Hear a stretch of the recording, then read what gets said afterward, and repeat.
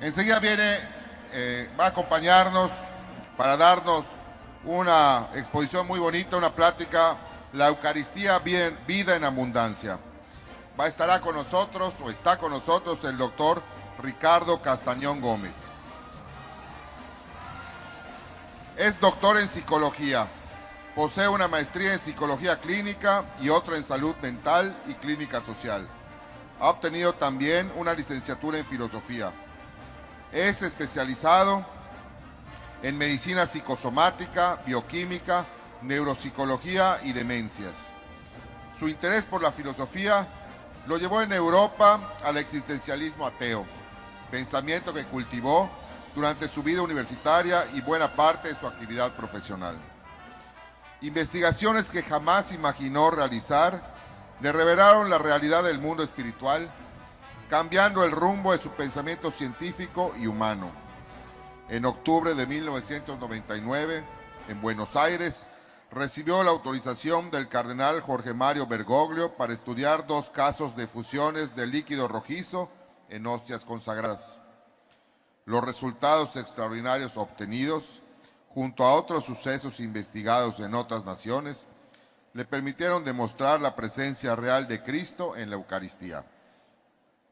Su pensamiento ha sido difundido a través de 17 libros y más de 2.500 conferencias en los 5 continentes. Es un disertante que viaja por el mundo, promoviendo un diálogo complementario entre la ciencia y los valores espirituales del hombre. Bienvenido, doctor Castañón.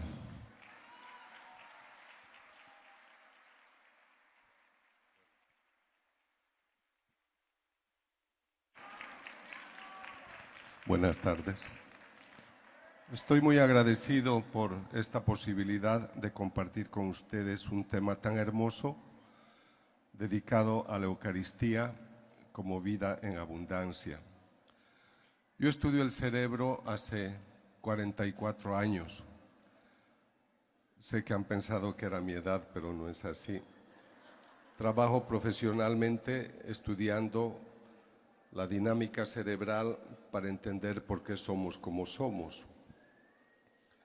El doctor Otero les ha presentado el entusiasmo, la alegría de ser cristianos, y yo estudio por qué somos como somos, por qué pueden haber personas muy entusiastas, alegres, o niños reactivos, agresivos, intolerantes, o también religiosos de toda especie.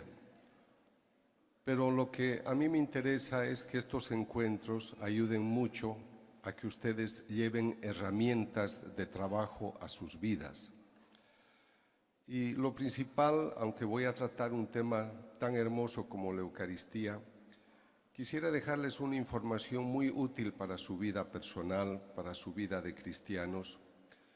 Cuando nosotros estudiamos el cerebro a través de esta tecnología moderna que se llama tomografía positrón, utilizamos unos trazadores que nos permiten estudiar la actividad del cerebro y ver qué sucede con el mismo cuando hacemos o decimos algo. Por ejemplo, en la imagen que ven ustedes, ven en la zona frontal una actividad muy intensa. Esta persona está muy consciente de lo que hace y de lo que dice. Entonces yo les he visto cantar con mucho entusiasmo, seguramente orar también. Cuando hacemos las cosas conscientes, nuestro cerebro trabaja con esta actividad frontal intensa.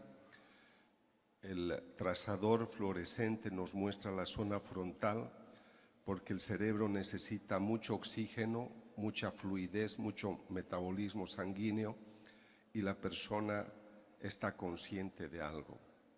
A eso nosotros llamamos pensamiento complejo. Para lo que yo les voy a presentar es muy importante este tipo de pensamiento. El doctor, cuando les hablaba de la alegría de ser cristiano, estaba esperando que ustedes tengan un cerebro de este tipo, totalmente identificado con la causa.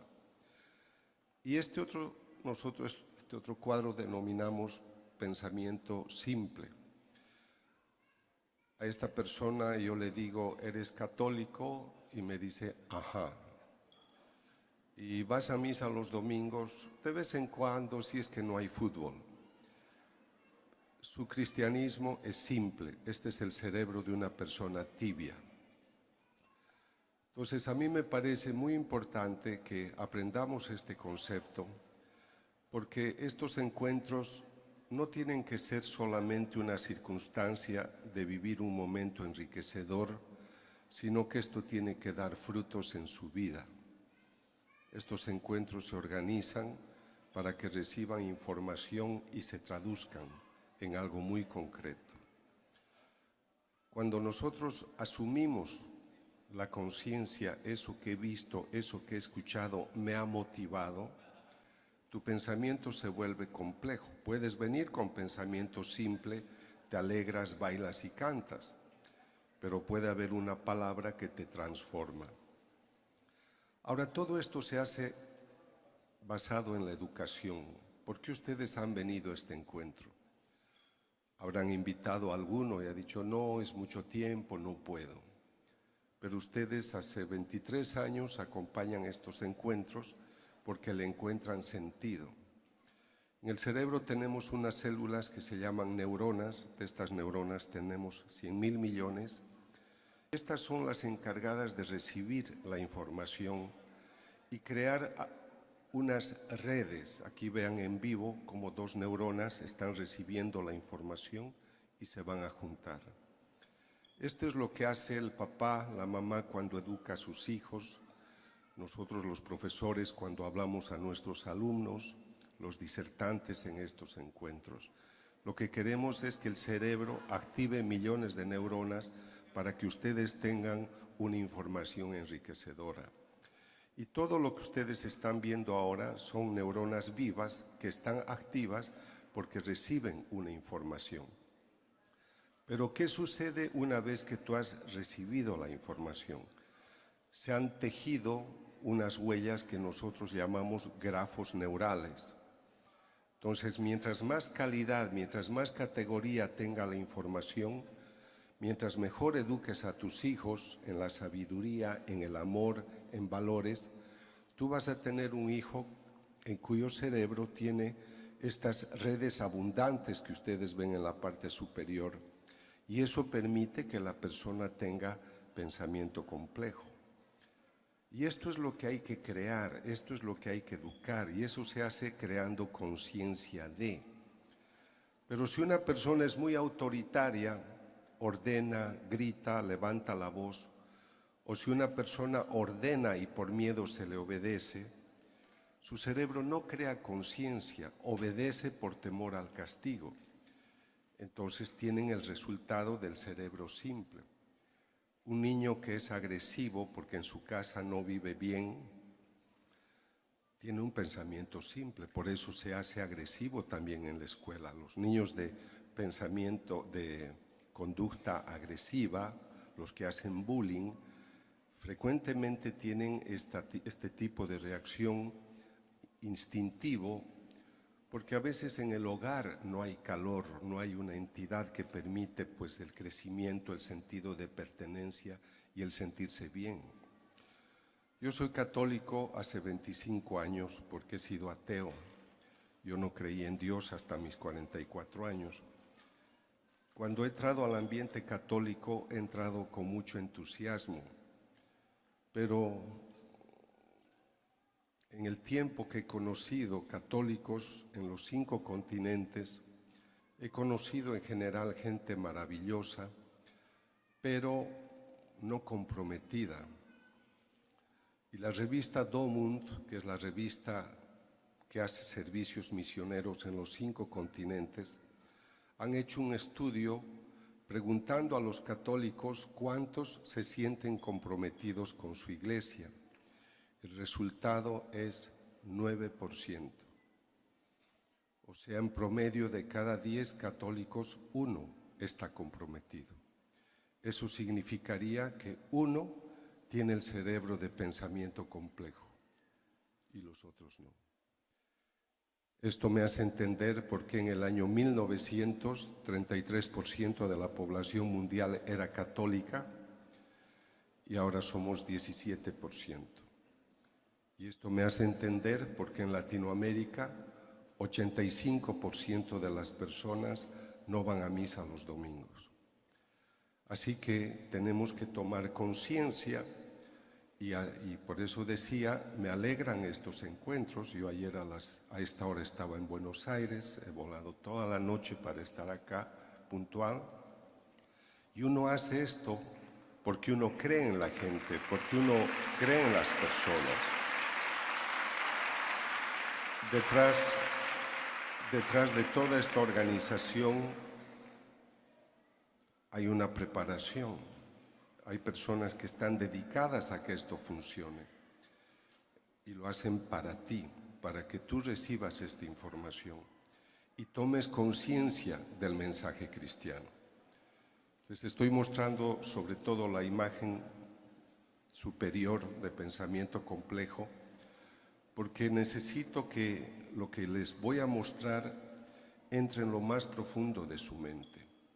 Cuando ustedes dicen amas a Dios con toda tu mente, con todo tu corazón, con toda tu alma, estás hablando del pensamiento complejo. Pero si dices ajá, tu pensamiento es tibio, tu pensamiento es simple. Y en una época en la que el mundo nos presenta tantos desafíos, qué importante es de que tengamos clara la idea por qué somos cristianos. La razón por la que, siendo especialista en cerebro y conducta humana, me he dedicado a la parte espiritual, es porque viajo por los 5 continentes y a menudo me encuentro sociedades muy violentas, gobiernos corruptos, narcotráfico, prostitución. Hay mercados en los que secuestran niños para quitarles sus órganos. Y a veces el humano hace cosas que deberían avergonzar a los humanos. En este momento, si ustedes siguen la prensa, han visto los ensayos nucleares que se han hecho en Corea del Norte, las amenazas de conflictos mundiales, bélicos que tenemos, y en este instante hasta la naturaleza se revela. Y creo que en estos momentos, cuando el hombre no encuentra cómodamente su sitio, debería tener estos instantes como el que tenemos ahora para reflexionar.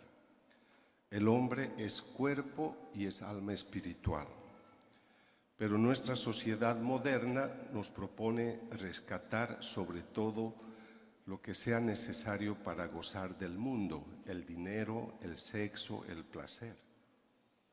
Yo he venido un par de veces a su ciudad y he visto con mucho placer el esfuerzo que hacen ustedes, también las autoridades de la Iglesia, para que en Cancún, un centro de diversión en muchos conceptos, también se pueda sembrar una semilla espiritual. Y nosotros debemos trabajar para rescatar la naturaleza espiritual, porque San Pablo dice que el fruto del Espíritu, Gálatas 5:22, es el amor, es la paz, es la armonía. Si yo voy a un lugar y no encuentro paz y armonía, ese Espíritu de Dios no está en esa casa, no está en ese país, no está en esa persona. Así que todo lo que yo les voy a mostrar, lo que se propone es decirle al hombre, tú no eres solamente esta naturaleza biológica que yo observo en ti. Piensa en Génesis 1:26, 1:27. Dios crea al hombre a imagen y semejanza. No siempre pensamos de qué estirpe provenimos y nos comportamos a veces esencialmente de manera mamífera, olvidando la dignidad que nosotros deberíamos tener como imagen y semejanza del mismo Dios. El tema que se me ha recomendado es la Eucaristía como un manantial de gracias. Yo quisiera recomendarles como meditación de estos días que tomen su Evangelio el capítulo 6 del Evangelio de San Juan. Es uno de los textos más hermosos que nos habla de la Eucaristía, pero lo he leído decenas y decenas de veces, y en la insistencia que el Señor tiene cuando dice: yo soy el pan de vida, el que venga a mí no tendrá hambre y el que cree en mí no tendrá nunca sed. Si ustedes leen todo el texto, van a ver en algún momento una desesperación en la que el Señor insiste y dice: coman de mi carne porque van a tener vida eterna. Pero muchos no le entienden e incluso se marchan. En el versículo 66 leemos el instante en el que muchos se marchan y luego el Señor pregunta a los suyos y dice: ¿y ustedes también se van a marchar? Pero acá viene la luz del Espíritu sobre Pedro, que responde de una manera magistral y dice: ¿dónde vamos a ir? Solo tú tienes palabra de vida eterna. Pero escuchen el concepto más bello y profundo. Nosotros hemos comprendido que tú eres el Santo de Dios. Por eso ellos no se marcharon. Los otros no lo comprendieron, su corazón estaba en otro lugar, por eso lo abandonaron. Y en el fondo el hecho de que ustedes estén acá es porque están interesados en reconocer lo que es el camino de Dios. Así que nosotros debemos acercarnos, y en Juan 10:10 es bella la cita cuando dice: yo he venido para que tengan vida y para que la tengan en abundancia. Yo cuando los escuchaba cantar y sonreír con tanto entusiasmo, habría querido preguntarles a ustedes: ¿cuántas veces han demostrado esta alegría en su casa esta semana, este mes? ¿Cuántas personas se te han acercado y te han dicho: me alegra como tú eres, yo quiero ser como tú, para mí tú eres un modelo? El cristiano debería ser una persona atractiva. Los cristianos convertidos o transformados interiormente, cuando tienen la paz de Dios, esa paz se irradia, se conoce, se transmite.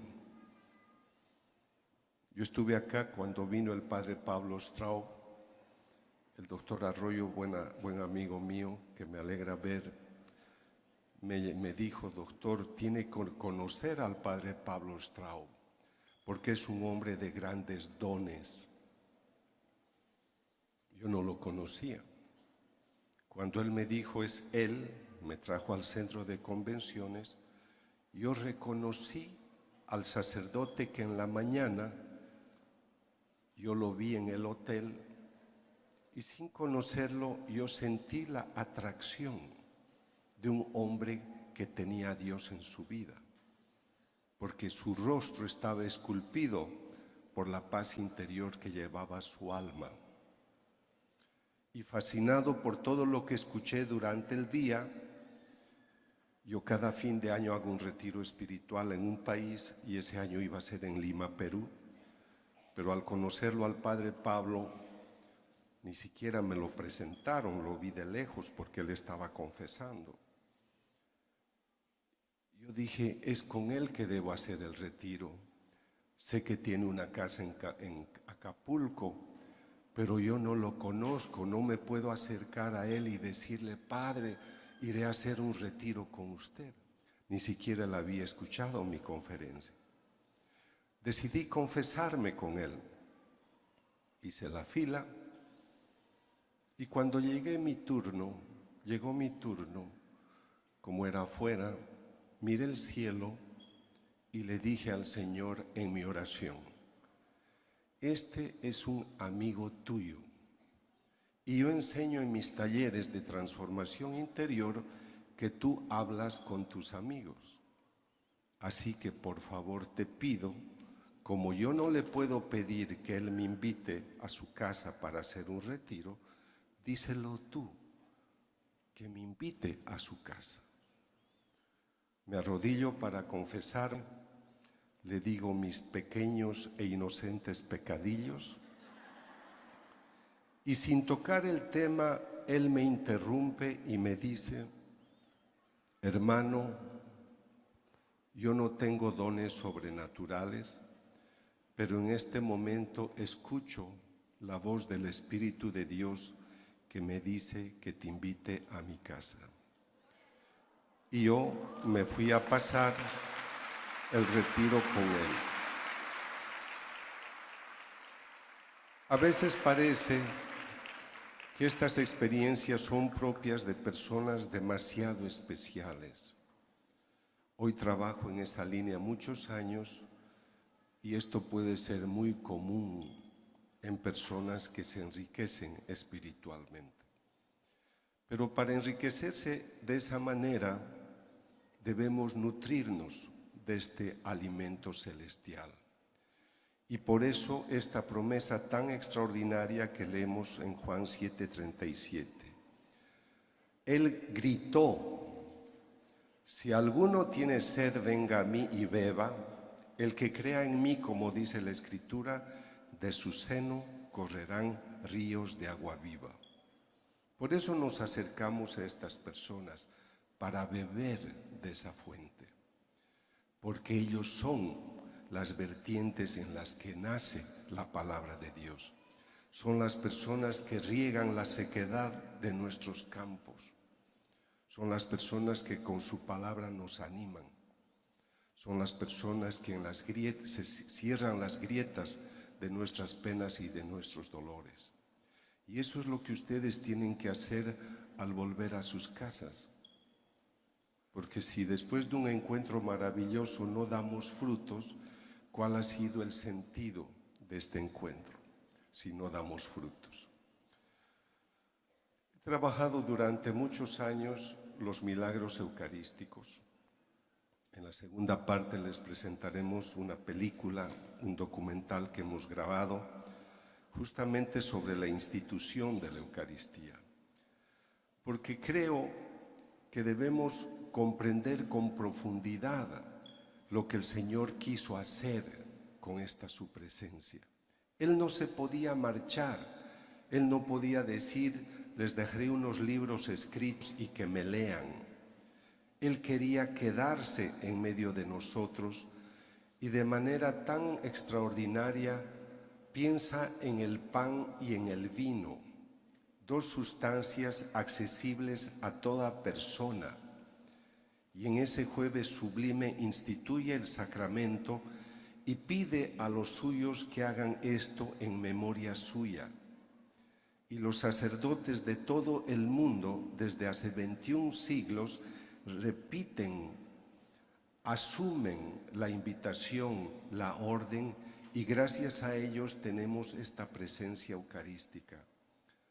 Qué importante la vocación sacerdotal. Qué importante ese sacerdote que se consagra para ser ungido. Sin sacerdote no hay Eucaristía. ¿Cómo no orar por las vocaciones?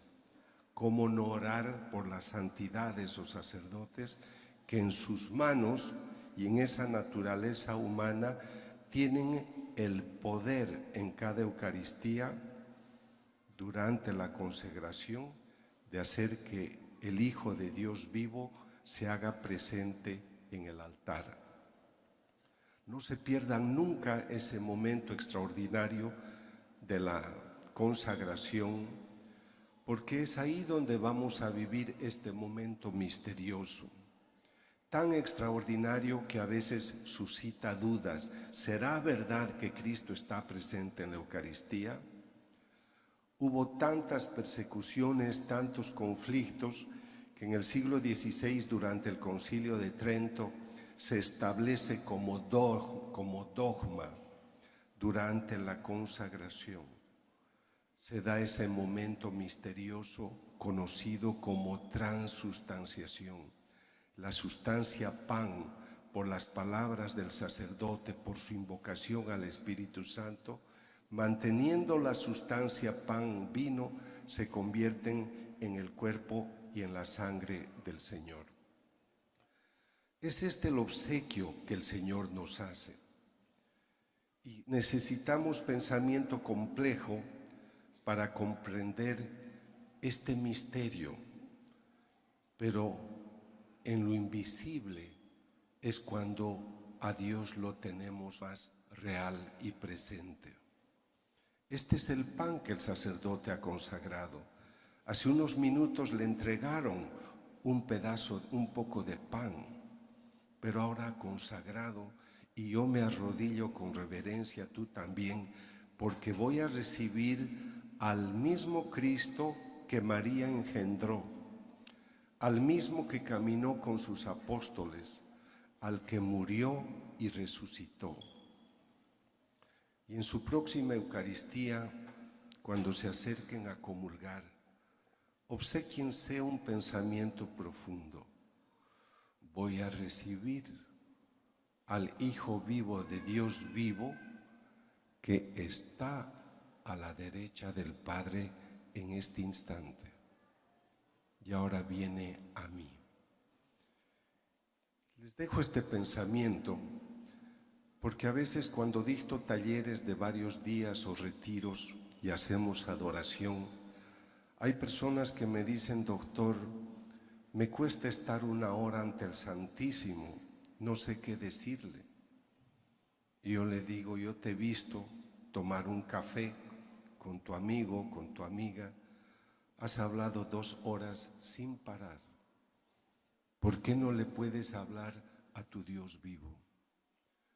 Porque no estamos acostumbrados a entenderle como persona. Vamos a muchas iglesias, los padres que tienen adoración perpetua me dicen: doctor, nos cuesta tener gente a las 12 de la noche, 1 de la mañana, 3 de la mañana, porque son horarios incómodos y a veces le damos los horarios que son cómodos para nosotros. A mí me fascina el momento en el cual el Señor dice: yo no he venido a ser servido, sino a servir. Cuando preparaba esta conferencia me vino a la mente todo padre de familia que decide tener hijos, y la madre también, han decidido olvidarse de su vida para dedicarse a la vida de sus hijos. ¿Qué mamá deja solo a su hijo sus primeros meses? Es una vida por la otra. Y en esa vocación de padres se ponen a disposición de sus hijos para servirlos.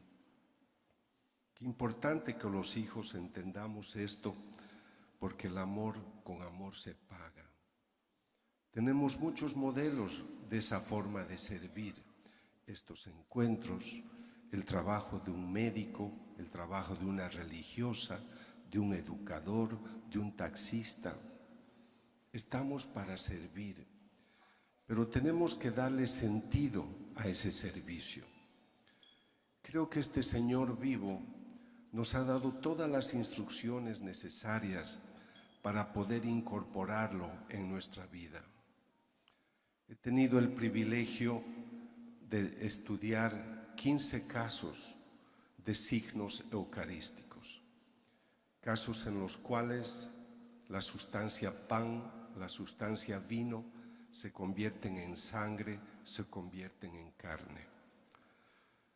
Mi aproximación a estos hechos es científica. Sé que muchas personas me dicen: doctor, yo soy católica, católico, no necesito pruebas para creer. Es lo ideal. El catecismo define la fe católica como una adhesión libre y voluntaria a la verdad revelada, porque confiamos en quien la ha revelado. Si Jesús dice: esto es mi cuerpo, yo le creo. Pero vivimos en una sociedad muy racionalista y queremos pruebas para todo.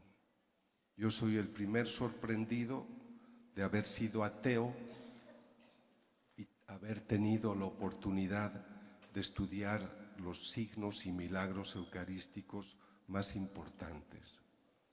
Y me llama la atención que entre el siglo VIII y el siglo XIII, en 5 siglos, hubo 3 milagros eucarísticos importantes.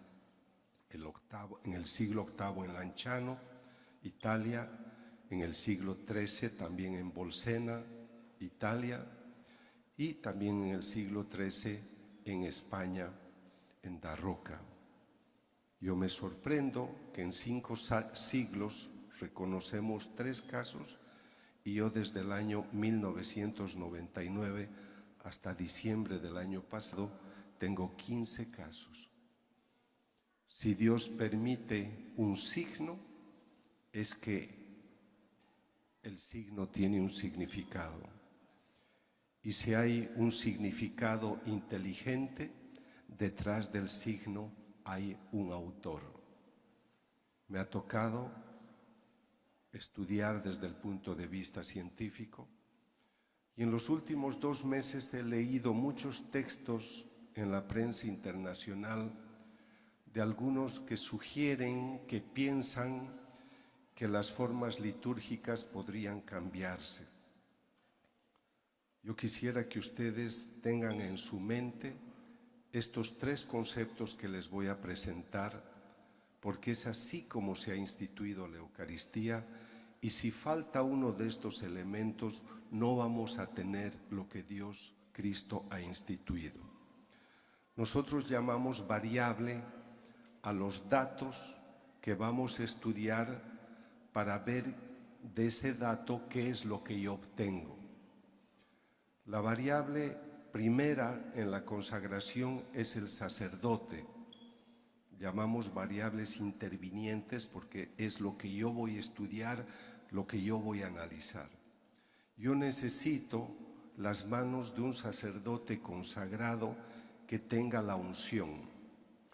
Durante la consagración necesito que él haga una oración al Espíritu Santo. En griego es la famosa epíclesis, invocación. Pido que por el poder del Espíritu Santo el pan se convierta en carne, el vino en sangre. Y la tercera variable son las palabras de Jesús, porque la noche de su pasión tomó el pan y dijo: toman y coman, esta es mi carne. Tomó el vino, toman y beben, esta es mi sangre. Estas son las 3 variables intervinientes, que las 3 son espirituales. Y es lo que desconcierta a los científicos ateos que me escuchan. Porque yo les digo, tenemos el axioma que nadie da lo que no tiene. ¿Cómo es posible que el sacerdote tome un poco de pan, tome un poco de vino, confiando yo, hombre de fe, que él es un hombre consagrado? Su consagración es espiritual, no he visto nada físico. Hace una oración al Espíritu Santo, invoca y dice unas palabras. Y yo tengo que el pan tiene una efusión de una sustancia rojiza. Estudiamos en laboratorios del mundo, la sustancia es sangre, y hay unas partes en las cuales hay un coágulo.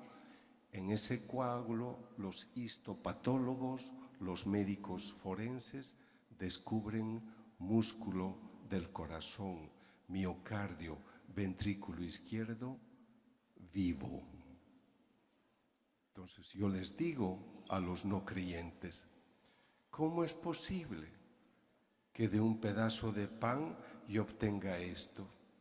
Y no lo digo yo, lo dicen tus profesores que he contratado para esta investigación, que son todos ateos. Y en estos congresos se acerca el médico chino, el vietnamita, incluso el cubano o el ruso, y me dicen, ¿y qué hago ahora con esto? ¿Cómo puede ser?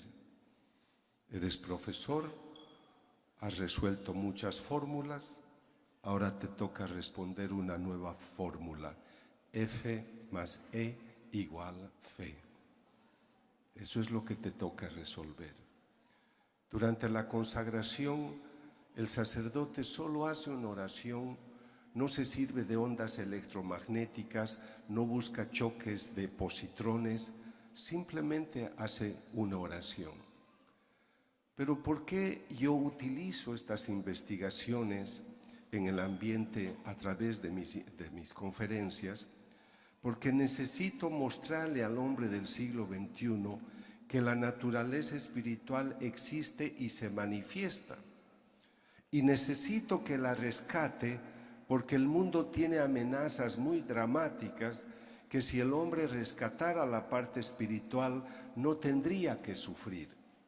Porque cualquier persona espiritual que entiende su esencia espiritual como imagen y semejanza de Dios y la vive en consecuencia, como frutos dará amor, alegría, paz, tolerancia, amabilidad, bondad, fe, mansedumbre, dominio de sí. Yo les invito a que subrayen este texto en su mente, en su corazón, porque esto es lo que va a evaluar el compromiso de tu vida cristiana. ¿En qué medida tú sientes que tu vida cristiana irradia estos frutos? ¿Cuántas veces has sembrado esta semana fe, esperanza, caridad, tolerancia, amabilidad en otros lugares? ¿Eres parte de las soluciones o eres parte de los conflictos? Estos estudios a mí me sirven para mostrar que la naturaleza espiritual existe y se pone en evidencia. Voy a mostrarles parte de la investigación porque la otra la van a ver en la película.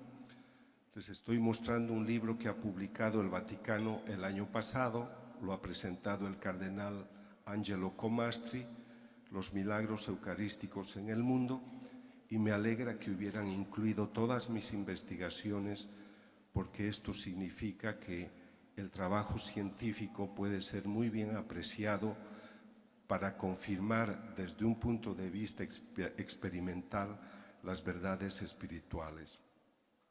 El documental que les vamos a mostrar se intitula Mi cuerpo es vida y trata de referir la importancia de la institución de la Eucaristía y los hallazgos que hemos tenido a través de estas investigaciones. Yo empecé a hacer estos estudios el año 99, cuando el cardenal Jorge Bergoglio, arzobispo de Buenos Aires, me pidió que estudiara dos hostias, una que tuvo efusión en mayo del año 92 y otra el 96. A mí me invitaron en octubre del 99 y los estudios me tomaron hasta el año 2006. Voy a ser muy amplio con una hostia que ha exudado en Chilpancingo, Chilapa, México, que va a ser de mucho interés para ustedes, pero voy a explicarles que en las hostias de Argentina, el profesor Federico Tsugibe, el 2004, uno de los mayores médicos forenses, histopatólogos, descubre que el tejido que él observa a través de su microscopio es músculo del corazón. En un libro que él ha escrito señala y dice, es de esta parte que viene el tejido. Él no sabía que esto provenía de una hostia consagrada y dice, el tejido que ustedes me han traído es músculo del miocardio, ventrículo izquierdo. Ustedes saben que el miocardio es el músculo que le hace latir al corazón y da vida a nuestro organismo.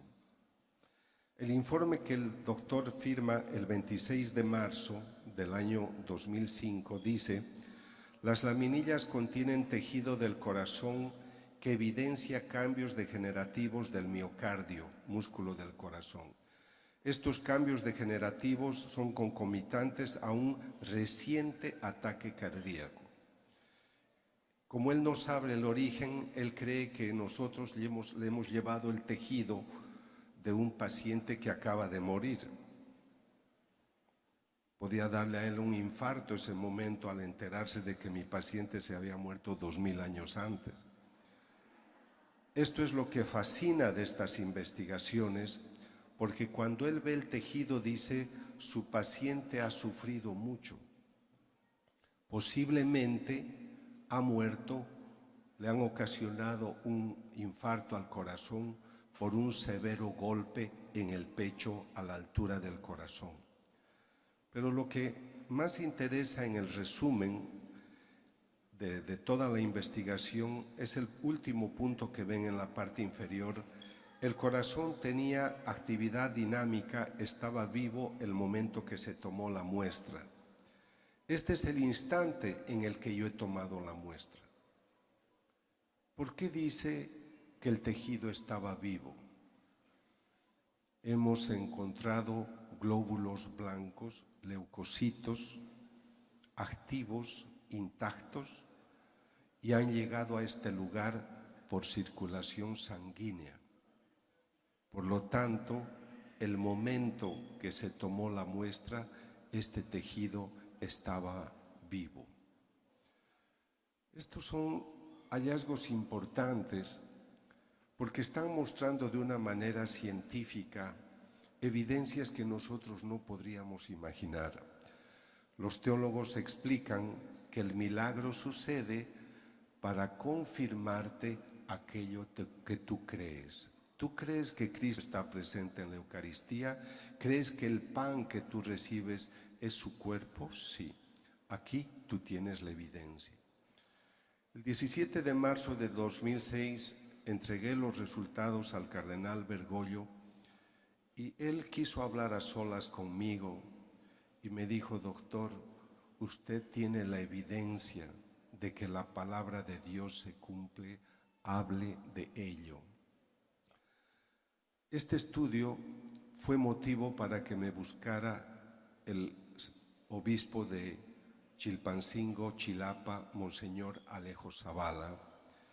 En octubre del año 2006, el párroco de la parroquia San Martín de Tours, de la provincia, del municipio de Tixla, había invitado al padre Raimundo Rey que hiciera un retiro para 800 personas. Él pidió que una religiosa le ayudara a dar la comunión y cuando ella empezó a hacerlo, vio que de una hostia brotaba una sustancia rojiza. Cuando yo fui a ver el caso fue octubre de 2009, 3 años más tarde, y este era el aspecto de la hostia que se había conservado en el tabernáculo de la parroquia San Martín de Tours. El obispo es un hombre muy lúcido y me dice: doctor Castañón, yo no me puedo equivocar con estos asuntos, le pido un favor. Tengo miedo que alguien le hubiera puesto sangre a la hostia. ¿Habrá un modo de descubrir si el origen brota del interior o alguien le ha puesto por fuera? Fui a laboratorios forenses de la policía y ellos me hicieron la investigación demostrando que la sustancia brotaba del interior y que nadie la habría puesto desde afuera. El 2012 yo hago 3 series de investigaciones en varios laboratorios del mundo. El 2012, otro laboratorio, en la tercera serie de investigaciones que yo realizaba, sin que yo lo hubiera pedido, obtuvieron también el mismo resultado, escribiendo en el informe: la dirección es de adentro hacia afuera. La sustancia encontrada es sangre humana. Todos estos datos los van a tener en el documental. Quisiera que gocen de lo que van a ver ahora, porque se está colocando en un reactivo una partícula de hostia consagrada que es del tamaño de la mitad de una cabeza de alfiler, y la sustancia que ustedes ven es hemoglobina. La hemoglobina es una heteroproteína que lleva oxígeno a los tejidos y sirve también para eliminar el anhidrido carbónico de los pulmones. La hemoglobina se adhiere al glóbulo rojo que ustedes ven en la imagen y es el que transporta el oxígeno al organismo, a los tejidos. ¿Cómo es posible que una partícula de pan tenga todo un laboratorio de bioquímica que fabrica hemoglobina? La hostia, cuando me la entregan, está coagulada desde el 2006. Yo hago un estudio en febrero de 2010 tratando de descubrir si debajo de la capa ya coagulada encuentro algo. Descubrimos sangre fresca. La parte superior está coagulada, pero en la parte interna la sangre sigue fresca. En un congreso que tuvimos en abril, la tina estática. Si hay sangre fresca, quiere decir que la hostia consagrada se está comportando como un organismo vivo porque está produciendo constantemente sangre. Hemos encontrado, y esto también observen con atención porque van a gozar mucho, en la parte inferior observan una mancha grande, es un macrófago, un glóbulo blanco, un leucocito muy potente, que ha encontrado que a su alrededor hay una lesión. De acuerdo a los doctores que han hecho el estudio, el macrófago está vivo y está trabajando para reparar la lesión. Y el doctor Blanquiset, cardiólogo que me asesora, profesor de la Universidad de Cartagena, me dice: este es el cuadro que obtenemos cuando una persona ha tenido infarto al corazón. En la hostia de Argentina y de México obtenemos tejido del corazón lesionado por un infarto al corazón. En la parte superior ven dos puntos oscuros que son leucocitos, glóbulos blancos, y a su alrededor ven unas manchas rojizas que son eritrocitos, son glóbulos rojos. Quisiera que se sorprendan porque para que se declare, se establezca el proceso de hematopoiesis por el cual el organismo fabrica los elementos formes de la sangre como leucocitos, glóbulos blancos, glóbulos rojos, plaquetas, para eso se necesita hueso y se necesita médula ósea. Entonces ustedes tienen que preguntarse todos, ¿cómo es posible que en una partícula de pan del tamaño de una cabeza de alfiler, en este caso, yo encuentre glóbulos blancos, glóbulos rojos, cuando para su fabricación alegra que el cardenal Comastri hubiera presentado un libro con estas investigaciones, incluye otras. En la parte inferior ven músculos. A la izquierda es donde los doctores vienen y me hemos obtenido ADN y vamos en el secuenciador. El perfil es la doble hélice, pero es una imagen sangre especial que me ha tocado estudiar en varias de Cristo, poder presencia de ADN obtener toda la cadena que dio la comunión. Pero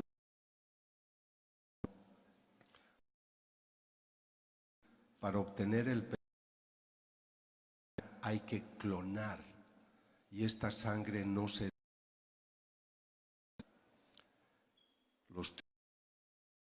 para eso también necesita la presencia físico del papá santo. Entonces esta es una carta del profesor, es un genetista de Italia, donde dice: ha sangrado una hostia no consagrada. Esto nos hará entender otra vez algo que dije antes, qué importante la unción sacerdotal, porque sin sacerdote no hay Eucaristía. Les decía que me interesaría insistir y motivarles a descubrir en esta presencia la persona del Cristo vivo que se sigue manifestando. Quisiera que observen a su derecha estoy estudiando desde diciembre del año pasado una hostia que sangra cuando el sacerdote, en el momento de la intinción, coloca el fragmento de hostia en el vino y el vino y la hostia empiezan a sangrar. O sea, yo veo, en estos días estoy trabajando todavía este tema, una insistencia de un Dios vivo que se sigue manifestando. Pero para que todo esto dé frutos, para que todo el entusiasmo que ustedes han tenido en este encuentro permanezca, los invito a que tomen su catecismo esta noche, los días siguientes, vayan a los numerales 1996-97 y vuelvan a reconocer el esplendor de la palabra gracia. Yo escucho muy poco hablar de gracia. Para que estén alegres como solicitaba o animaba el doctor, para que demos frutos en abundancia, necesitamos comprender que necesitamos gracia para poder dar frutos. La vida en gracia es una participación en la vida de Dios. Nos introduce en su más profunda intimidad.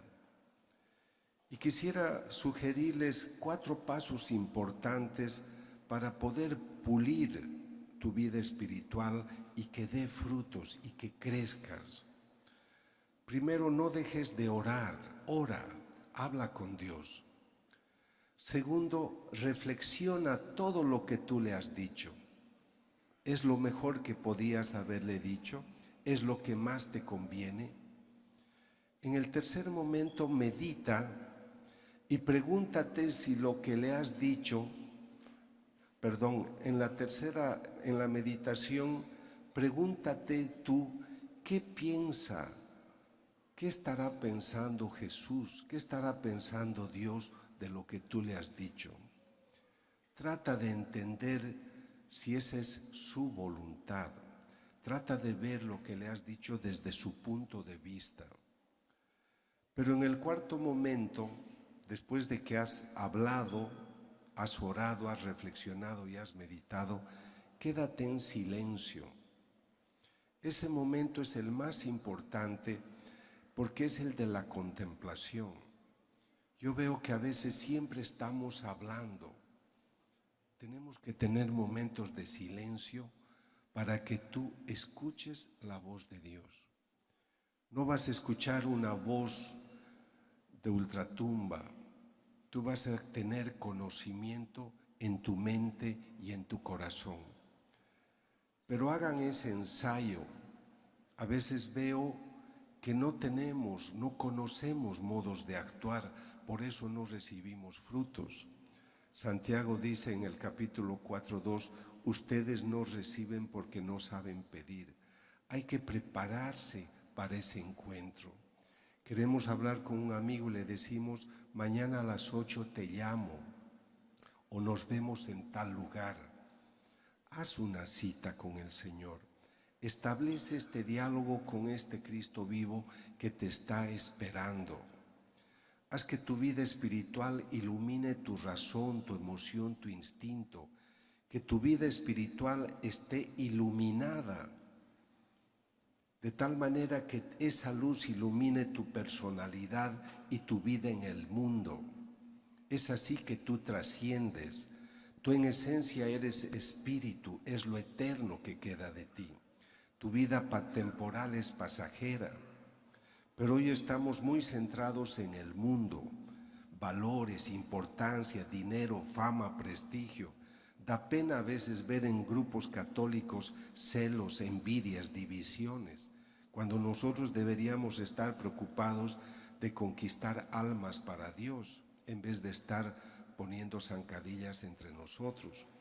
Lo hacemos cuando la carne nos domina, cuando el mundo nos domina.